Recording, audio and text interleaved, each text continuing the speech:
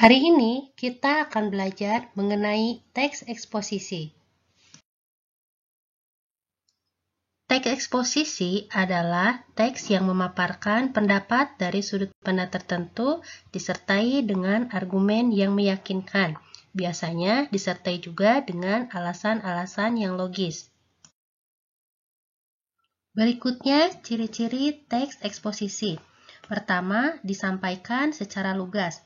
Lugas di sini artinya tidak berbelit-belit dan menggunakan bahasa baku, artinya bahasa yang sesuai dengan ejaan.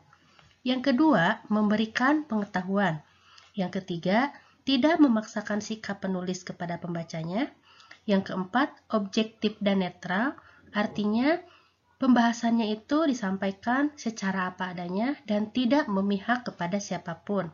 Yang kelima, bersifat informatif, maksudnya adalah memberikan informasi serta data-data yang akurat dan faktual. Faktual di sini berdasarkan fakta. Lalu yang terakhir, menjawab pertanyaan tentang apa, mengapa, kapan, dan bagaimana. Berikutnya tentang kebahasaan teks eksposisi. Nah, untuk aspek kebahasaannya ada 7 aspek kebahasaan yang dipelajari dalam teks eksposisi. Yang pertama, kata ganti, contohnya dia, aku, mereka, kalian, dan seterusnya. Yang kedua, contoh kata hubung. Lalu, dan, kemudian. Kemudian, contoh kata benda. Manusia, lumba-lumba, tumbuhan, dan sebagainya. Yang keempat, kata kerja, contohnya menulis, berbicara, berjalan, dan sebagainya. Yang kelima, kata sifat, contohnya sedih, marah, kecewa. Yang keenam, kata keterangan, contohnya sesudahnya, sebelum. Kemudian yang terakhir adalah penggunaan istilah. Istilah ini biasanya berkaitan dengan istilah bidang ilmu tertentu. Contohnya, penggunaan kata konsumen itu biasanya digunakan dalam istilah biologi. Begitu ya. Nah, berikutnya adalah perbedaan fakta dan pendapat. Nah, fakta merupakan kenyataan yang bisa dibuktikan kebenarannya. Biasanya dilengkapi juga dengan data. Apa saja datanya? Pertama, bisa berupa hari, tanggal, kejadian. Contohnya, Indonesia merdeka pada tahun 1945. Itu merupakan kalimat fakta karena terdapat data. Apa datanya? Ada tahun, yaitu 1945 dan bisa dibuktikan kebenarannya. Sedangkan kalau opini merupakan gagasan atau pendapat seseorang yang belum tentu dapat dibuktikan kebenarannya.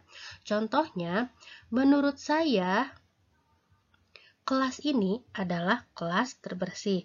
Nah, di sana ada kata menurut. Nah, itu merupakan contoh pendapat dari seseorang. Berikutnya, struktur teks eksposisi.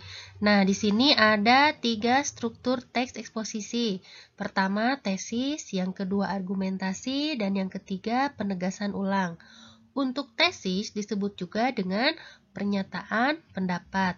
Biasanya merupakan bagian pembuka dalam teks eksposisi. Yang kedua, argumentasi. Dalam argumentasi biasanya disertai juga dengan alasan logis dan data hasil temuan fakta, bahkan dilengkapi juga dengan pendapat para ahli. Yang ketiga yaitu penegasan ulang. Nah, pada bagian ini biasanya menegaskan kembali pendapat yang ada di awal, serta biasanya si penulis itu menambahkan saran terhadap permasalahan yang diangkat. Berikut adalah contoh paragraf tesis. Silakan dibaca dulu.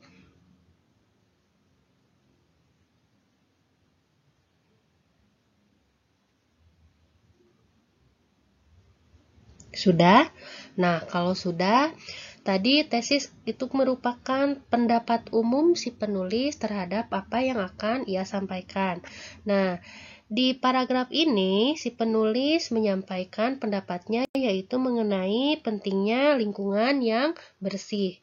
Begitu ya. Bagian yang ketiga adalah argumentasi. Nah, sebelum Ibu jelaskan, silahkan kalian baca dulu teksnya.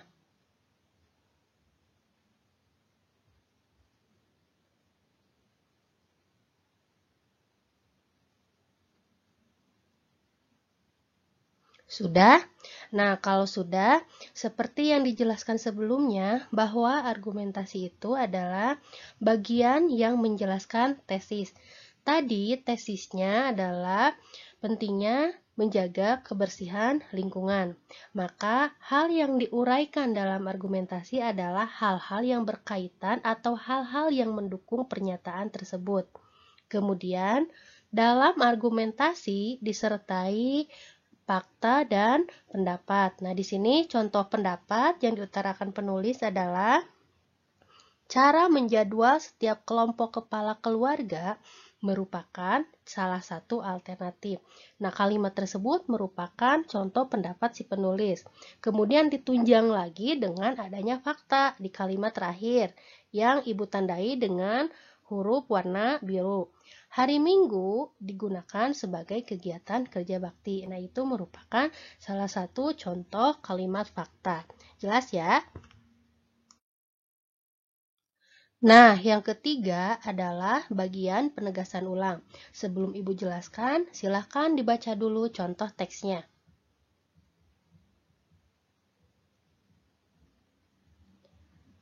Sudah? Nah, kalau sudah, di bagian ini menegaskan kembali tentang pernyataan sebelumnya, yaitu pentingnya hidup bersih atau pentingnya lingkungan yang bersih. Kemudian di bagian ini juga si penulis itu mengungkapkan saran.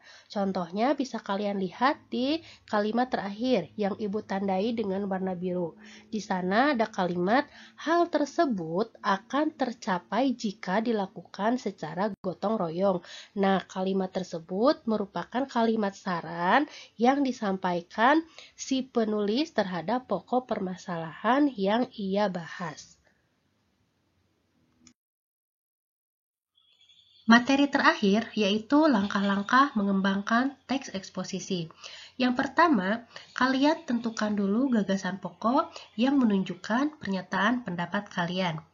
Lalu yang kedua, gunakanlah argumen untuk menguatkan pendapat kalian. Dan yang ketiga, mengembangkan teks eksposisi dengan memperhatikan kaidah kebahasaan dan strukturnya. Demikian materi untuk hari ini. Terima kasih. Assalamualaikum warahmatullahi wabarakatuh.